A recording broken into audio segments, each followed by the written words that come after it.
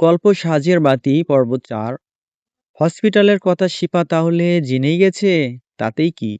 Cipher আরো জানা উচিত ছিল। দিগন্তের মধ্যে হেলদোল দেখা দিল না, কারণ জানে শিফাকে বলে লাভ হবে না, তাই বলাও বৃথা।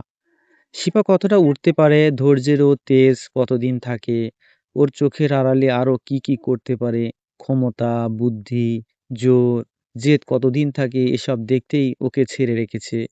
সব রকমের সুযোগ ও স্বাধীনতা দিয়েছে। যদিও ডানা কাটার সময় চলে এসেছে, প্রস্তুতও আছে, শুধু মোক্ষম সময়ের অপেক্ষা। তারপর বরবাদ। গতকালই তো স্বপ্নিলকে শুটের পারমিশন দিয়েছে, তবে বুকে নয় হাতে। সহজে মরে গেলে মজা আসবে না, মজা ছাড়া খেলাও জমে না। স্বপ্নিলের কিছু করতেও মায়া লাগে, বেচারা খুব ভীতু। কিন্তু কিছু করার নেই, করারও আবশ্যিক। শিপাকে খোঁচাতে হলে স্বপ্নিলকে আঘাত করতেই হবে, নয়তো শিফা রাখবে না। আর না রাখলে ভুলও করবে না। কিন্তু ভুল করাটা খুবই দরকার। দিগন্ত চাচ্ছে শিপাকে রাগাতে, নয়তো অনেক কিছুর হদিস পাবে না। সব ওর পরিকল্পনা ভেস্তে যাবে। তা কি আর হতে দেওয়া যায়? না, মোটেও না। শিফা যত রাগ তত ভুল করবে, অথচ মেয়েটা রাখছেই না, বরং শান্ত হয়ে বসে আছে। আহা, কি সুন্দর করে কথা বলছে, যেন হসপিটালের কথা বললে সে থতমত খাবে। হ্যাঁ, রয়্যাল হসপিটাল তার। তার নিজের জিনিসে নিজের নাম থাকবে, এটাই স্বাভাবিক। মেয়েটা গাধি একটা, সহজ কথাটা বুঝছে না। দিগন্তে হাসতে দেখে শিপা পুনরায় বলল, মালিককে গুম করে হসপিটালটা নিজের নামে করে নিলেন? দারুণ ব্যাপার। আচ্ছা, আপনার কি বিবেক বলে কিছু আছে? দিগন্ত এক হাতে চুল, হাত বুলিয়ে শীষ বাজিয়ে গাড়ির গতি অনেকটাই কমিয়ে দিল। তারপর বামে মোড় নিয়ে শিফার দিকে তাকিয়ে বলল, নিলাম। তাতে কি? আর কি বললে? বিবি? হ্যাঁ, বিবেক। বাপরে, কি কঠিন শব্দটা। যাই হোক, এটা আবার কি? না চেনারই কথা। ওটা তো মানুষদেরই থাকে। আপনাকে গরু মনে হয়। গরু হবেন কেন? আপনি আপনি তো হলেন মানুষ। হ্যাঁ, এই একটা শব্দই আপনার জন্য পারফেক্ট। পছন্দ হয়েছে শব্দটা। খুব। এজন্য কাছে এসো, একটা আদর দেই। শিপা তাচ্ছিল্যের হাসি হাসলো। পশুর চামড়াও নেই ওর শরীরে, নয়তো এত বেহায়া নির্লজ্জ হতো না। একে অমানুষ বললেও রুচিতে বাধে। সবচেয়ে নিকৃষ্ট সে। শিফা ঘৃণায় মুখ ফিরিয়ে নিল, থুতু ছুটতে ইচ্ছে করছে, কিন্তু এটা করাও সম্ভব নয়। শিফার মুখভঙ্গি দেখে দিগন্ত হাসলো। তার শরীরে রক্ত ফুটছে, তবুও স্বাভাবিক আছে। অবলীলায় অপমান করলো না, মেয়েটাকে কিছু করার দরকার। আজকাল একটু বেশি মুখ ছুটছে। দিগন্ত দুই হাত দুই দিকে ছড়িয়ে দিল। হাবভাব এমন, শরীরের আলসেমি ঝাড়ছে। না করলেই নয়। শিফা ঘুরে এদিকে তাকাতে দিগন্তের কনুই লাগলো ঠোঁট বরাবর। ব্যাস, তাতে লেগে ঠোঁটটা কেটে রক্ত গড়িয়ে গেল। শিফা ঠোঁট চেপে ধরলো। আচমকা সজোরে লাগাতে মাথাটা ঘুরে গেছে, জ্বলছেও খুব। দিগন্তের ইচ্ছাকৃত করা বুঝতে ওর বাকি নেই। শিফা নিশ্চুপ। দিগন্ত মুখটা বাঁকিয়ে বলল, সরি, ইসরে, খুব ব্যথা পেয়েছো? না চাইলেও আবার দিতে পারেন। এটা আগে হজম করো, মনে করে পরে দিব। কথাটা বলে দিগন্ত হাসলো। শিপা চুপ করে হাতে লেগে থাকা রক্তের দিকে তাকিয়ে রইল। ঠোঁটের রক্ত তবে বলে ব্যথাতুর শব্দটুকু করলো না। ওর ঠোঁটটা ফুলে গেছে। এটা দেখেও দিগন্ত হাসছে। আজকে ওকে হাসির রোগে ধরেছে, না চাইলেও হাসি পাচ্ছে। প্রথমে নিঃশব্দে হাসলেও পরে শব্দ করে হাসতে লাগলো। হাসতে বেশ লাগছে। বেশ কিছুদিন পর। দিগন্ত এখন হসপিটালের কাজে প্রচুর ব্যস্ত। তা কিসের এত ব্যস্ততা? কেমন সেই জানে? কাউকে বলেও না। বাসাতে আসা যাওয়ার ঠিক নেই। হুট করে আসে, চলেও যায়। শিফাও কিছু বলে না, নিশ্চুপ হয়ে দেখে যায়। তবে দিগন্ত আঘাত করতে ছাড়ে না। সুযোগ পেলেই হেসে কাজ সেরে ফেলে। আঘাত করার ধরনও নেই, মানসিক বা শারীরিক, যেকোনো একটা হলেই হয়। তবে হ্যাঁ, আঘাতটা করেই ছাড়ে। এখন নিত্যদিনের কাজ হয়েই দাঁড়িয়েছে। এটা করে সে বেশ মজাও পায়। তবে শিফা প্রতিউত্তরে কিছু বলে না। দিগন্তকে খোঁচায় না। সে আগের তুলনায় থম মেরে গেছে। চঞ্চলতাও নেই। যে যা বলে মুখ বুজে মেনে নেয়। শাশুড়ি আর নিহার মতো সংসারে মন দিয়েছে। স্বামীর সেবাতেও মগ্ন থাকে। দিগন্ত উষ্টা দিলেও উঠে দিগন্তর কাছে ঘেঁষেই দাঁড়ায়। ওর একটু কথা, তুচ্ছ তাচ্ছিল্য সব সহ্য করে নেয়। এই শিফা যেন অন্য কোনো শিফা। তেজি ও সাহসী শিফা নয়। কেউ যেন জাদুর প্রভাবে ওকে সম্পূর্ণ বদলে দিয়েছে। পূর্বের তেজি রূপটাও চাপা পড়ে গেছে। এখন পরিবর্তনে দিগন্তের মাথা ব্যথা নেই। সময় কোথায়? সে আছে নিজের ভুবনে, বাকি সবাই ওর কাছে ফিকে। শিপা মরুক বাঁচুক তাতে ওর কি? উটকো ঝামেলা একটা। এভাবেই সময়গুলো কাটতে লাগলো। রাত পেরিয়ে দিন আর একটা দিন পেরিয়ে মাস গড়াতে লাগলো। দিগন্ত অপমান করলে শিফা মাথা নিচু করে থাকে, অশ্রু ঝরায়, তবে ভুলেও প্রতিউত্তর করে না। সারাদিন এক জায়গায় দাঁড়াতে বললে তাই করবে, ওর কোনো কথার হেরফের করবে না। তাই দিগন্ত আর কিছু বলে না। এসব নখরা ওর বরাবরই অপছন্দ। তাছাড়া অহেতুক সময় ব্যয়ের মানেই হয় না সময়ের মূল্য বোঝে সে। এভাবেই কেটে গেছে আরো ৩টা মাস। সময় অতিবাহিত হচ্ছে, সাথে জীবনের মোড়ও। এই ৩ মাস ধরে স্বপ্নিল নিখোঁজ, তাও আহত অবস্থায়, কোনোভাবেই সন্ধান মেলেনি। শিফা কানাডায় গিয়ে হন্য হয়ে খুঁজেছে কিন্তু পায়নি। সাফা নেই আর স্বপ্নিলও নিখোঁজ। এই চাপ সহ্য করতে না পেরে সাফার বাবার হার্ট অ্যাটাক হয়। হসপিটালে নিয়ে যাওয়ার পথে উনি মারা যান। সাফার আপু এখন শয্যাশয়ী। কিছু বললে শুধু ফ্যালফ্যাল করে তাকিয়ে থাকে, যেন ওনার সব কথা ফুরিয়ে গেছে। কিছু বলার শব্দ খুঁজে পান না। সব দুঃখ আর হারানোর শোকে বাকশক্তি হারিয়েছেন। সাজানো সংসারটাকে নিঃশেষ হতে দেখেছেন, এবং মেয়ে এবং স্বামীর লাশ দেখে বাঁচার ইচ্ছেটুকু শেষ। কলেজার টুকরো ছেলেও পাশে নেই, সেও হয়তো। ছেলে মেয়ে স্বামী সুখ আর কিছুই তো নেই। উনি থেকেই বা কি করবে? তাই দিন রাত নিজের মৃত্যু কামনা করেন। উনি মৃত্যুকে গ্রহণ করতে প্রস্তুত। বর্তমানে উনি হসপিটালে চিকিৎসাধীন অবস্থায় আছেন। উনার অবস্থায় যায়, মনোবল না থাকলে যা হয় আর কি। শিফা রোজ দুবার করে দেখে যায়। এসবের মধ্যেই তনয়কে অপহরণ করা হয়েছিল। ৩ দিন আটকে রেখেছিল। টাকা বা অন্য কিছুর দাবিও করেনি। শুধু তনয়ের বাম হাতটা কবজি অবধি কেটে দিয়েছে। ছোট্ট বাচ্চাটা নিজের হাত দেখে কাঁদে। কেউ নাকি ওর সঙ্গে খেলে না, ওকে দেখে হাসে। চঞ্চল প্রাণবন্ত তনয় এখন শান্ত হয়ে থাকে। এই ঘটনায় ছোট বাচ্চাটার জীবনের রং বদলে গেছে। পারিপার্শ্বিক পরিস্থিতির কারণে নিজেকে গুটিয়ে নিয়েছে। আহত তনয়ের পকেটে শিহাব কালো কাগজে চিরকুট পেয়েছিল, তাতে সাদা কালিতে লেখা ছিল শিফার উড়নচণ্ডীর উপহার। তখন থেকে শিফা জীবন্ত লাশে পরিণত হয়েছে। জীবনের খই হারিয়ে ফেলেছে। সাহস ও জোর বিসর্জন দিয়েছে। শিফা সেদিন দিগন্তের পায়ের কাছে মাথা নিচু করেও বলেছে, আমার সবকিছু ফিরিয়ে দেন, আর লড়াইয়ের কথা মুখেও আনব না। সারা জীবনের জন্য হার স্বীকার করব। দিগন্ত প্রত্যুত্তরে কিছু বলেনি, শুধু শিফার পাশ কাটিয়ে চলে গেছে। মুখে তার বাঁকা হাসির রেশ। তারপর থেকেই দিনগুলো এমন যাচ্ছে। শিফাও আর লাগতে যায়নি। কম কিছু তো আর হারালো না। আর কত? ওর আপনজন গুলোই না হয় ভালো থাকুক। দিগন্ত কেবল বাসায় ফিরে ফ্রেশ হয়ে বের হলো। রাত তখন ২টা ১৭। অনেক রাতেই ফিরে শিফা এগিয়ে দিগন্তের চুল মুছিয়ে কফির মগটা হাতে দিল। ব্যালকনিতে তোয়ালে মেলে দিগন্তের সামনে গিয়ে দাঁড়ালো। তারপর মৃদু স্বরে বলল, আর কিছু লাগবে? হুম। উষ্ণ আদর কলঙ্কের ন্যায় ছড়িয়ে দিতে চাই তোমার সর্বাঙ্গে। এমন তো কথা ছিল না। ঘুমান। হুম। আমার সুখময় আদরে আজ ঝলসে যাক তোমার হৃদয়। আমি যত্ন করে রেখে দিব আমার বক্ষ পিঞ্জিরায়। শিফা দৃষ্টি সরিয়ে মাথা নিচু করে নিল। কিছু বলার নেই ওর। দিগন্ত হেসে ওকে কাছে টানছে। গাল দুটো ধরে দিগন্ত ওর চোখে চোখ রাখলো। শিফাও চুপ করে তাকিয়ে আছে দিগন্তর দিকে। এই দু চোখেতেই অসীম মায়া, অথচ মনটা এত কঠিন কেন? এত পাষাণ কেন এই মানুষটা? এর হৃদয়ের আনাচে কানাচে কি একটু মায়া নেই? কেন নেই? থাকলেও গল্পটা তো অন্যরকম হতে পারত। দিগন্ত এক দৃষ্টিতে শিফার ঠোঁটের দিকে তাকিয়ে আছে। ঠোঁট দুটো দিগন্তকে খুব আকৃষ্ট করে, লোভও হয়। ওর বৈধ অধিকার আদায়ের লোভ। তখন শিফা বলল, এত পাষাণ কেন আপনি? জানি না। বাধা দিবে না হয়তো, রেগে যাবেও। মনের টান নেই, সেখানে শরীর। আগে শরীরের হিসেবটা চুকাই, তারপরে না হয় মনের টান।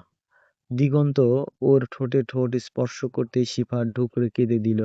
মাথা নাড়িয়ে নিষেধ করে মুখটা ঘুরিয়ে নিল। বুকে ধাক্কা দিয়েও সরানোর বৃথা চেষ্টা করলো, তবে পারল না। কারণ দিগন্ত পুরো ভরটুকু ওর উপরে ছেড়ে দিয়েছে।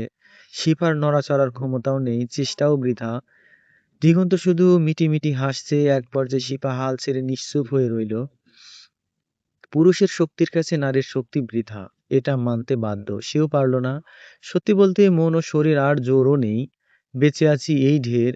এখন সহ্য করা আর অশ্রু ঝরানো ছাড়া কিচ্ছু করার নেই। শিপাকে কাঁদতে দেখে দিগন্ত শব্দ করে হেসে নিজের সঙ্গে জড়িয়ে নিল খুব শক্ত বাঁধনে, যেন শরীরের মধ্যেই ঢুকিয়ে নিবে। শিপা খুব ব্যথা পেলেও প্রকাশ করলো না। লাভও হতো না। শিপা শেষ চেষ্টাটুকু করেও ব্যর্থ হলো। দিগন্ত শিপাকে আর সুযোগ দিল না। নিজের কাজে মগ্ন হলো। পুরুষালী শক্তির কাছে শিপাও হার মানল। অশ্রু ঝরিয়ে গ্রহণ করলো ভাগ্যকে।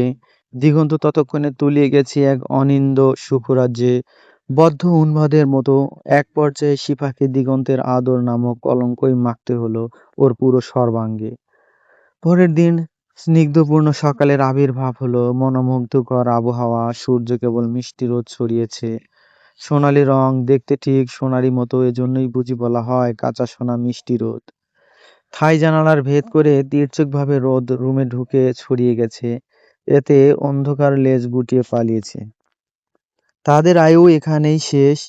এখন দিনের রাজত্ব শুরু। রুমে নিষ্প্রাণ হয়ে শুয়ে আছে এক অর্ধনগ্ন মানবী। হিসাব করছে নিজের জীবনের হিসাব। তবে হিসাবের ফল ঘুরে ফিরে শূন্যের কোঠাতেই এসে থামছে। বোধগম্য হচ্ছে না জীবনের ধোঁকা দিচ্ছে নাকি হিসাব ভুল হচ্ছে। সে হিসাবের বেশ পটু। তাহলে ফল শূন্য আসছে কেন? এমন তো হওয়ার কথা না। এই ফল যে মন মতো হচ্ছে না। মানবী ঘাড়টা কিঞ্চিত ঘুরিয়ে পাশে তাকালো। অদূরে মানুষটা অঘরে ঘুমোচ্ছে, নিষ্প্রাপ মুখ, নিদারুণ মুখের অবয়ব, সুঠাম দেহের অধিকারী। আর ধূর্ত তার কথা না বললেই নয়। সে কুটিল দয়াশূন্য চিন্তাভাবনার মাস্টার, নির্দয় মানব। তবে মানুষটার ঠোঁট দুটোতে প্রাণবন্ত নয়, বরং ফিচেল হাসি বেশি মানায়। যে হাসি সর্বদা ওর ঠোঁটে লেপ্টেই থাকে, দেখতেও বেশ লাগে। সব পুরুষের ঠোঁটে মুচকি হাসি শোভনীয় নয়। কারো কারো ফিচেল হাসিও নজর কাড়া, যেমন দিগন্ত। সুদর্শন মানুষরা অহংকারী হয়, কথাটার সত্যতা দিগন্তের মধ্যেই স্পষ্ট। মানবীটার অর্থাৎ শিফার দৃষ্টি এখন পাশের শ্যামবর্ণ পুরুষটার নগ্ন বুকের দিকে। বুকটা কালো পশমে ঢাকা। আদুরে ভাব, একটু ছুঁয়ে দেওয়ার ইচ্ছে আগে। এটা নিষিদ্ধ ইচ্ছে। একটা প্রবাদে প্রচলিত আছে, পুরুষদের বুকে পশম থাকলে তারা উদার চিত্তের হয়, বুকে অসীম ভালোবাসা সঞ্চিত রাখে, হৃদয় বল্লভ হয়। তবে প্রবাদটা দিগন্ত ভুল প্রমাণ করেছে। উদাহরণস্বরূপ দেখিয়েও দিয়েছে সব বানোয়াট।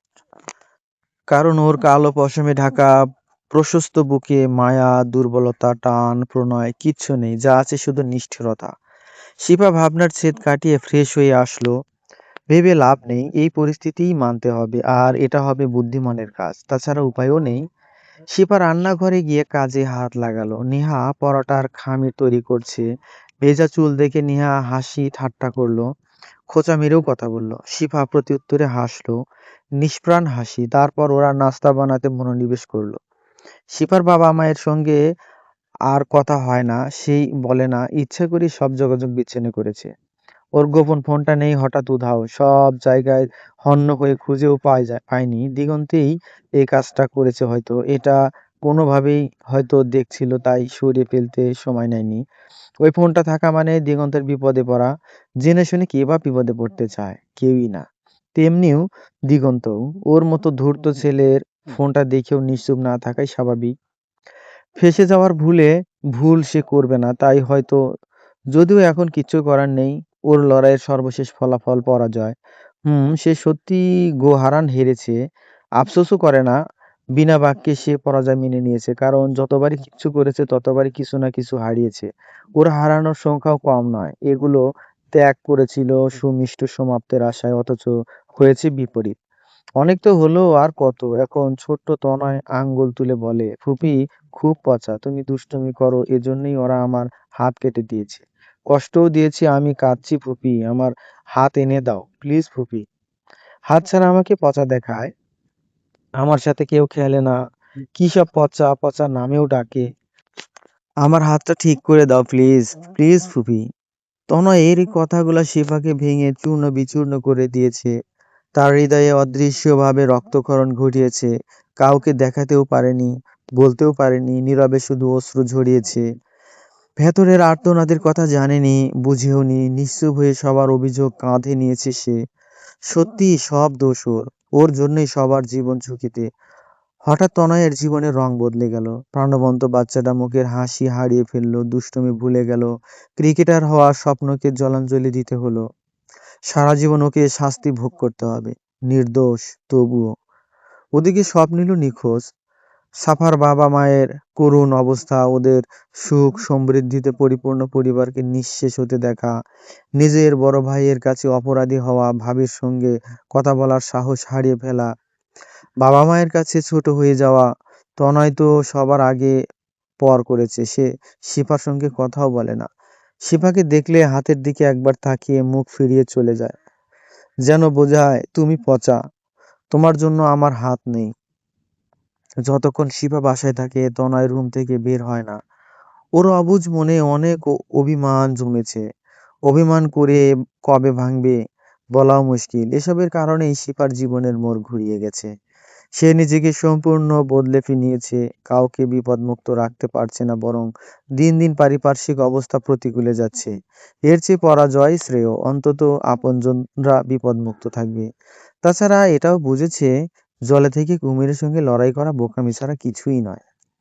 প্রশান্তের ডাক শুনে নিহা রুমে চলে গেল, আর শিফা মৃদু পায়ে দিগন্তকে ডাকতে এলো। অনেক বেলা হয়ে গেছে, অফিসে যাওয়ার সময়ও হয়ে যাচ্ছে। এখন ডেকে না দিলে পরে ওকেই বকবে। দিগন্ত ঘাপটি মেরে শুয়ে আছে।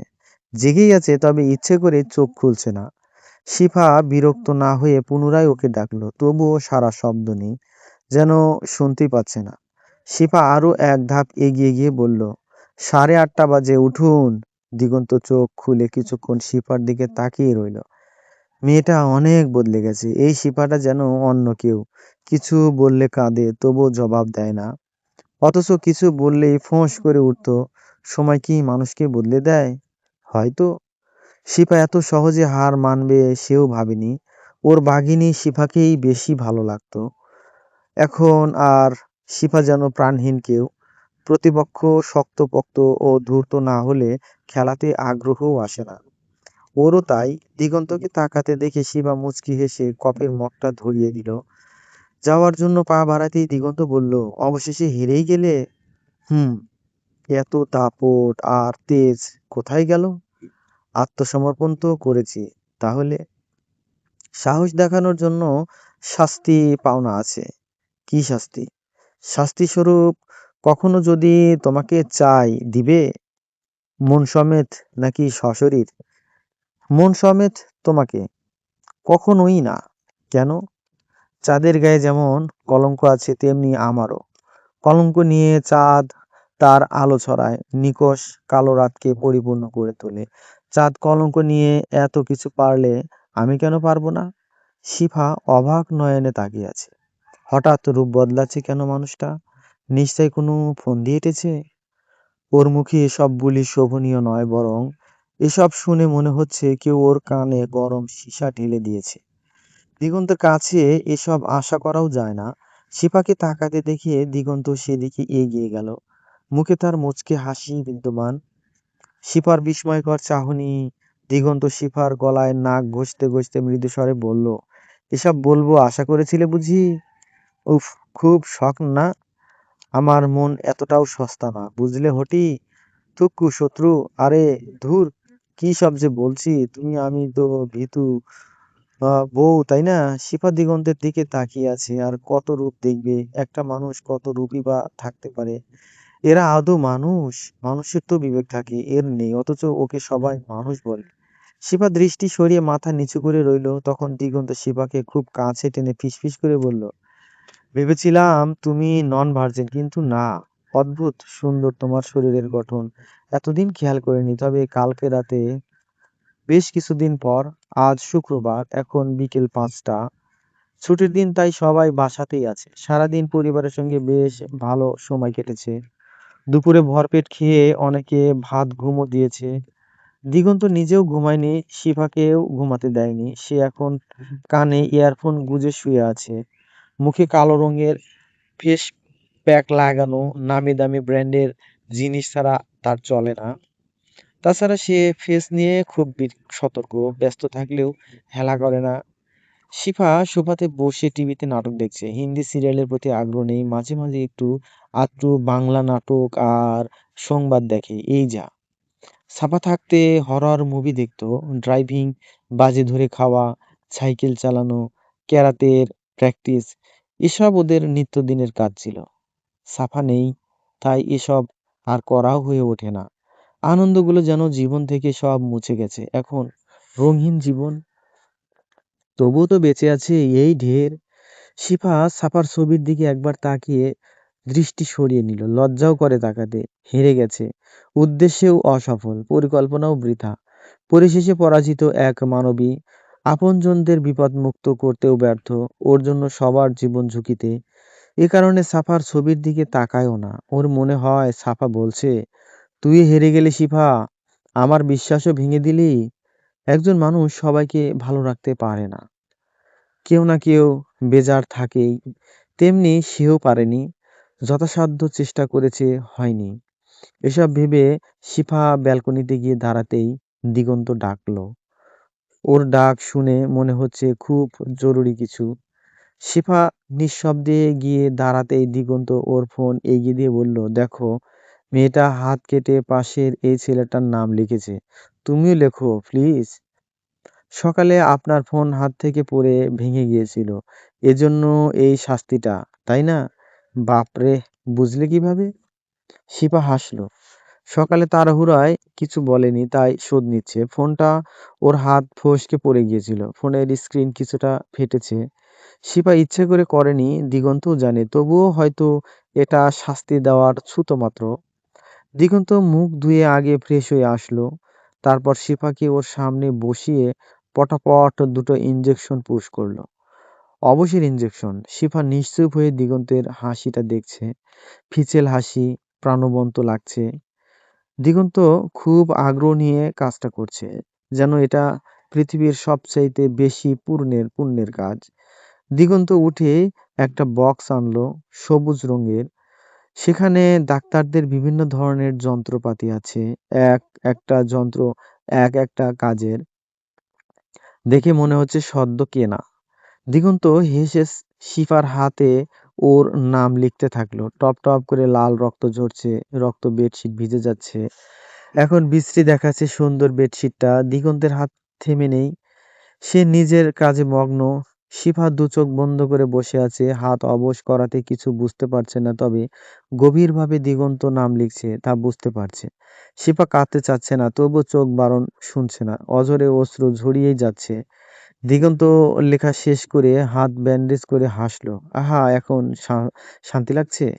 শিফা থম মেরে বসে আছে, নিজেকে মস্তিষ্ক শূন্য লাগছে। একটু পরে শিফা দু চোখ খুলে হাত দেখে হাসলো। ভুলের শাস্তি। শিফাও চোখ মুছে নিশ্চুপ হয়ে বসে থাকলো। আর দিগন্ত শীষ বাজাতে বাজাতে চলে গেল। শিফা রক্ত ঝরানো বেডশিটটার দিকে তাকিয়ে শুয়ে পড়লো।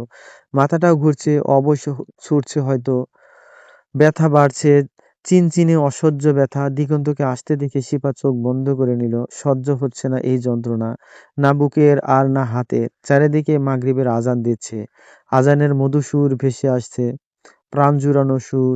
শিপাকে শুতে দেখেও দিগন্ত কিছু বলল না, সে নিজের মতো রেডি হয়ে বেরিয়ে গেল। একটু পরে নিহা এসে শিপাকে বাইরে ডেকে নিয়ে গেল। ওর নামের পার্সেল এসেছে, বড় পার্সেল। শিপার হাতে ব্যান্ডেজ দেখে নেহা সহ সবাই জিজ্ঞাসাও করলো। শিপা কথা এড়িয়ে পার্সেলটা নিয়ে ড্রয়িং রুমেই খুলতে বসলো। অবাক হলেও সেটা প্রকাশ করলো না। দিগন্ত বাদে এখানে সবাই উপস্থিত আছেন, সবার উৎসুক দৃষ্টি। শিপা পার্সেল খুলেই দুই পা পিছিয়ে গেল। ভয়ার্ত চাহনি, ওর পুরো শরীরটা থরথর করে কাঁপছে। শিফার অবস্থা দেখে নিহা দ্রুত ধরে বসালো, দৌড়ে পানি এনে খাওয়ালো। দিগন্তের বাবা কিছু বুঝতে না পেরে পার্সেলের দিকে তাকালেন, দেখে উনিও চমকে উঠলেন। পার্সেলের মধ্যে কঙ্কাল, তবে মনে হচ্ছে কারো কঙ্কালের পুরো বডি পার্সেল করা হয়েছে। এটা উপহার, তাও আবার কঙ্কাল। কে এমন ভয়ানক চিন্তা ধারার মানুষ? উনি শিফাকে কিছু বলার শব্দ খুঁজে পাচ্ছেন না, কারণ সবাই হতবাক। একটু সময় নিয়ে শিফা নিজেকে সামলে নিল। সে উঠে পার্সেল খুলে আবার দেখলো, পার্সেলের মধ্যে কালো রঙের চিরকুটও আছে। তনয়ের বেলাতে যেরকম দিয়েছিল, তাহলে সেই ব্যক্তি? শিফা কাঁপা হাতে চিরকুট খুলে দেখে, নাও তোমার স্বপ্নীলকে ফেরত দিলাম। তেমন কিছু করিনি, শুধু এডিসের কূপে ফেলে হালকা করে ভিজেছি। যদি স্বপ্নীলের কঙ্কাল বিশ্বাস না হয় তাহলে অপেক্ষা করো, 2 দিন পর তোমার ছোট ভাই রাফিটাও পেয়ে যাবে। জানো, আমি মানুষ ভাসতে বেশ পটু। একটু পরেই শিফা ধপ করে বসে পড়ল। শরীর যেন অকেজো হয়ে গেছে। কেউ যেন শরীরের সব শক্তি শুষে নিয়েছে। বিচার বুদ্ধির লোভ পেয়েছে। আর কত সহ্য করবে, কত? আর কতজনকে বা হারাবে? কষ্টে যে বুকটা ঝাঁঝরা হয়ে যাচ্ছে। শিফা মাথা নিচু করে মেরে বসে রইল। কথা বলছে না, অশ্রু ঝরাচ্ছে না। সে নিষ্প্রাণ দেহে পার্সেলের দিকে তাকিয়ে রইল। তখন প্রশান্ত শিফাকে বলল, শিফা, এই শিফা, বোন আমার, কিচ্ছু হয়নি। কেউ হয়তো মজা করে দিয়েছে, ভয় পেও না। দিগন্তের মা শিফার মাথায় পিঠে স্নেহের হাত বুলিয়ে বললেন, মারে, আমার সবই আছে, ভয় পাস না মা। নিহা কঙ্কালের দিকে তাকিয়ে ঢোক গিলছে। সে এসবে খুব ভয় পায়। একবার তো কঙ্কালের হরর মুভি দেখে জ্বর এসেছিল। সেই জ্বরটা 1 সপ্তাহ ছিল, পরে তাবিজ কবজ করে জ্বরটা সেরেছিল। ওই জ্বরের কথা ওর এখনো মনে আছে, যদিও ভোলার মতো না। নিহা দ্রুত উঠে প্রশান্তর গা ঘেঁষে দাঁড়ালো। স্বামী আপন, স্বামীর কাছে বড় নিরাপদ। বাহ, এই যে এখন আর ভয়ও লাগছে না। এসব ভেবে নিহা মনে মনে হাসলো। দিগন্তের বাবা মা শিফাকে বুঝ দিচ্ছে। প্রশান্ত চেষ্টা করছে, মেয়েটা সত্যিই ভয় পেয়েছে, এমন করার মানে হয়? শিফা নিশ্চুপ হয়ে সোজা রুমে চলে গেল। যে ভয়টা পাচ্ছিল তাই হলো। এখন সে বেঁচে থেকে কি করবে, পরাজয় মেনেও কাজ করা হলো না। এর জন্যই এত কিছু। শিপা স্বপ্নীলকেও বাঁচাতে পারলো না। পরিশেষে স্বপ্নীলও নিঃশেষ। ওর হারানোর লিস্ট কবে পরিপূর্ণ হবে, কবেই বা কিঞ্চিৎ শান্তি মিলবে? যাদের ভালোর জন্য সে নিজেকে বদলাতে চাচ্ছে তারাই তো থাকছে না। ওদিকে দিগন্তের পরিবারও কিছু বুঝতে পারছে না এসবের মানে কি। আর শিপাকে এসব কে পাঠালো? চিরকুটে কি লেখা ছিল? শুধু কঙ্কাল দেখে ভয় পাচ্ছে নাকি অন্য কিছু? হলেও কারণ কি? ওনারা আর কিছু ভেবে পাচ্ছেন না। শিপা ততক্ষণে রুমের দরজা আটকে দিয়েছে। কোনো সাড়া শব্দও নেই। নিহা আর শাশুড়ি অনবরত ডেকে যাচ্ছে। শিফা জবাব দিচ্ছে না। মেয়েটা ভুলভাল কিছু করে বসবে না তো? আত্মহত্যা বা ভুল পদক্ষেপ?